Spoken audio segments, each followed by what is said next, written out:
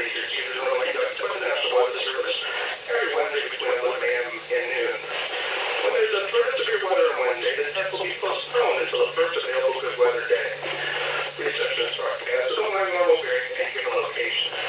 This variability normally monitors both greater distances from the transmitter will occur even though you're using a good quality receiver in perfect working condition. The tower will be activated for selected watches and warnings affecting the following counties.